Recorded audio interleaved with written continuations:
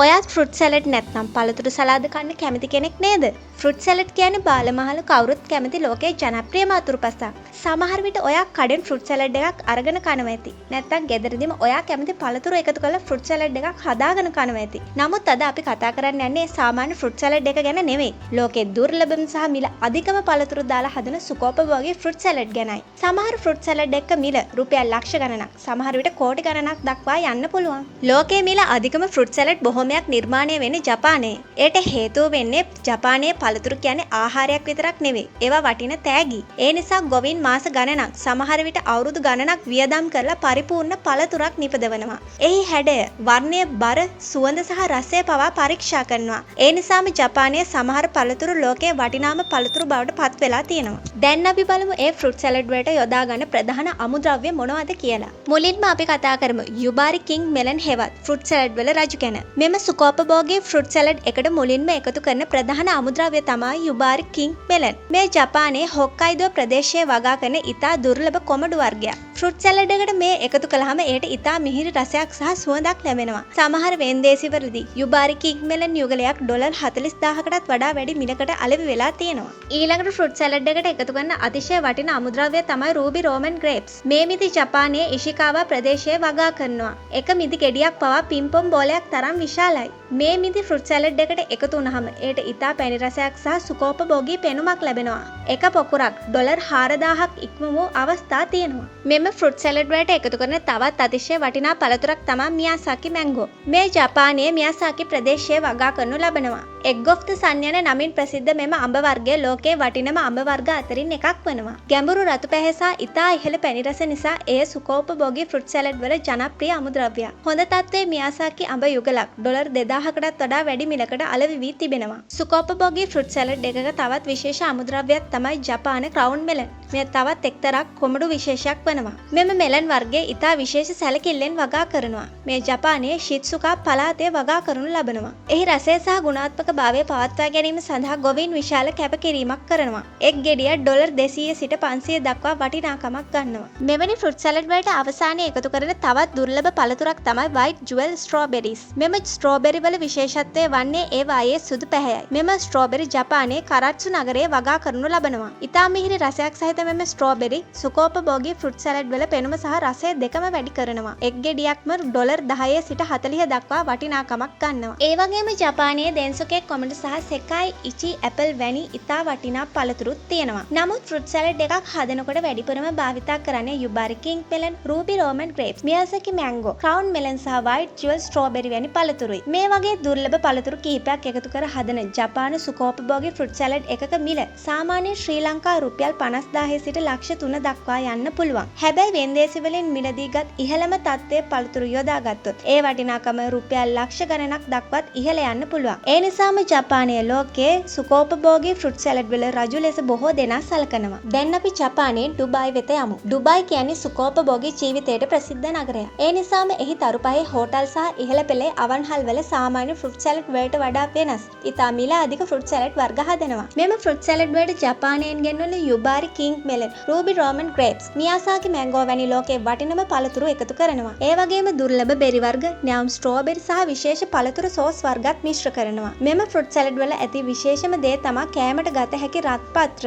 එහෙමත් නැත්නම් එඩිබල් ගෝල්ඩ් එකතු කිරීම. ඒ නිසා ෆෘට් සැලඩ් එකක් පෙනෙන්නේ සාමාන්‍ය අතුරුපසක් වගේ නෙමෙයි. රත්තරන් වලින් සැරසූ සුකෝපභෝගී ආහාරයක් වගේ. ඩුබායිහි සුකෝපභෝගී හෝටලයක මෙවැනි ෆෘට් සැලඩ් එකක මිල සාමාන්‍ය ශ්‍රී ලංකා රුපියල් 30000 සිට 1,50,000 දක්වා පමණ විය හැකියි. නමුත් දුර්ලභ ජපාන් පළතුරු වැඩිපුර භාවිතා කරන විශේෂ ෆෘට් ප්ලැටර්ස් සහ ලක්ෂරි ෆෘට් ඩිස්ප්ලේස් වල මිල රුපියල් ලක්ෂ කිහිපයක් දක්වාත් ඉහළ යන අවස්ථා තියෙනවා. ඒ නිසා ඩුබායි ෆෘට් සැලඩ් එකක් කියන්නේ පළතුරු සලාදයක් විතරක් නෙවෙයි. සුකෝපභෝගී ජීවිතයේ රසයක් විඳගන්න පුළුවන් විශේෂ අත්දැකීමක්. දැන් අපි යමු ඇමරිකාවට. විශේෂයෙන්ම නිව්යෝක් වැනි නගරවල ඇති සුකෝපභෝගී හෝටල් සහ අවන්හල් වල ෆෘට් සැලඩ් එකක් සාමාන්‍ය අතුරුපසක් විදිහට නෙවෙයි. විශේෂ ආහාර අත්දැකීමක් විදිහට සකස් කරනවා. මෙම ෆෘට් සැලඩ් වලට ජපානයෙන් ගෙන්වන වටින මෙලන් වර්ග, දුර්ලභ බෙරි වර්ග, උසස් තත්ත්වයේ මිදි, අඹ සහ වෙනත් ආනයනික පළතුරු එකතු කරනවා. ඒ වගේම මී පැණි, විශේෂ සිරප් සිරප් වර්ග සහ සමහර විට කෑමට ගත හැකි රත්තරන් පවා එකතු කරන අවස්ථා තිබෙනවා. මෙවැනි උසස්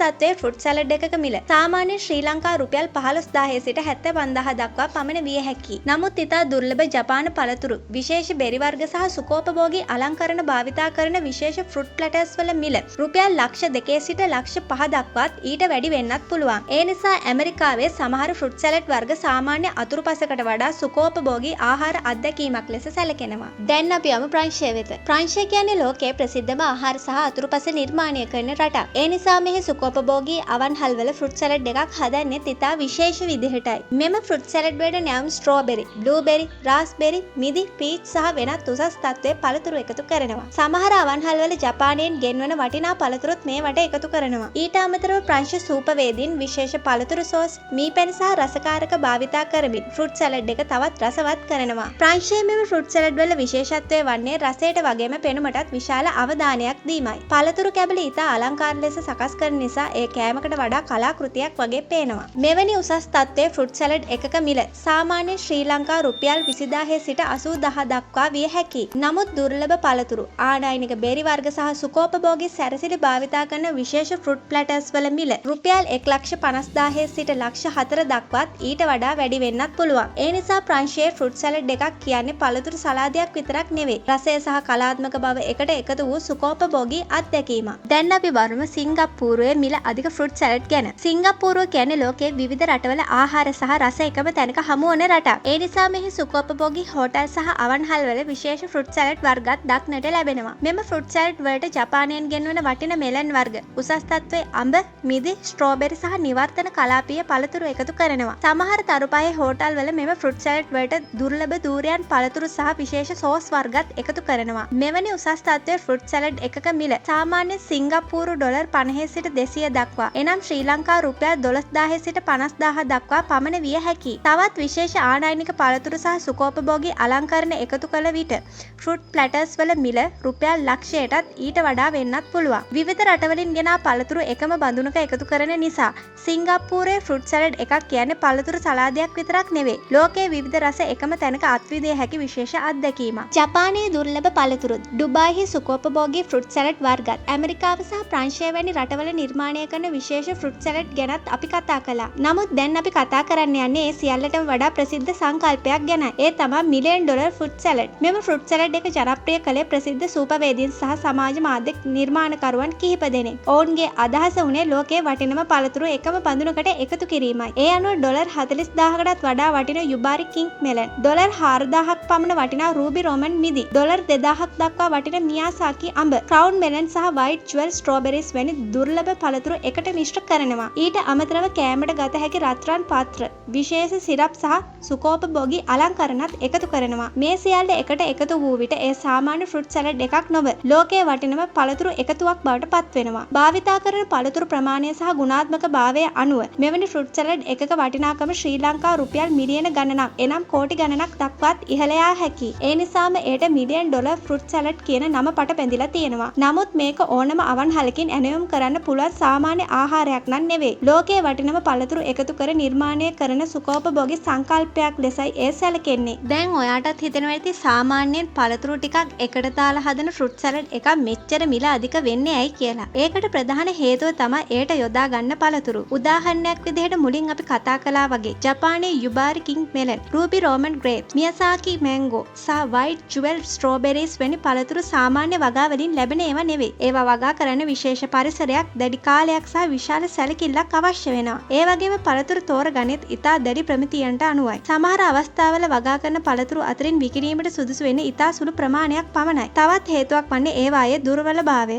ලෝකයේ ඕනම තැනකින් මේ පළතුරු මිලදී ගන්න බෑ. බොහෝ විට ඒවා සීමිත ප්‍රමාණයකින් පමණක් වෙළඳපොළට නිකුත් කරනවා. ඒ වගේම සුකෝපභෝගී ෆෘට් සලාඩ් වලට කෑමට ගත හැකි රත්රන් පාත්‍ර, විශේෂ සිරප් වර්ග සහ අලංකාර සැලසිලිත් එකතු කරනවා. ඒ නිසාම මේවා සාමාන්‍ය අතුරුපසක් නොව සුකෝපභෝගී ආහාර අත්දැකීමක් බවට පත් වෙනවා. ඒ හේතු නිසාම ලෝකයේ සමහර ෆෘට් සලාඩ් වල මිල රුපියල් දහස් ගණනින් ලොව ලක්ෂ ගණනින් සහ සමහර විට කෝටි ගණනින් පවා ගණන් කරනවා. දැන් ඔයාලට හිතෙනවා ඇති ලෝකයේ රටවල් ගොඩක් තියෙද්දි අපි අද ජපානය, ඩුබායි, ඇමරිකාව, ප්‍රංශය සහ සිංගප්පූරුව ගැනම කතා කළේ ඇයි කියලා. ඒකට හේතුවක් තියෙනවා. ජපානය ලෝකයේ මිල අධිකම සහ දුර්ලභම පළතුරු වගා කරන රටක්. ඩුබායි සුකෝපභෝගී ආහාර ආහාර සහ රත්රන් යොදාගත් අතුරුපස සඳහා ප්‍රසිද්ධයි. ඇමරිකාව ලෝකයේ විවිධ රටවලින් ගෙන්වන උසස් තත්ත්වයේ පළතුරු භාවිතා කරන ඉහළ පෙළේ අවන්හල් සලහා ප්‍රසිද්ධයි. ප්‍රංශය ආහාර සහ අතුරුපස කලාත්මක ලෙස ඉදිරිපත් කරන රටක් ලෙස ප්‍රසිද්ධයි. සිංගප්පූරුව ලෝකයේ විවිධ රටවල පළතුරු සහ රස එක තැනකට එකතු කරන ආහාර සංස්කෘතියක් ඇති රටක්. ඒ නිසාම ලෝකයේ මිල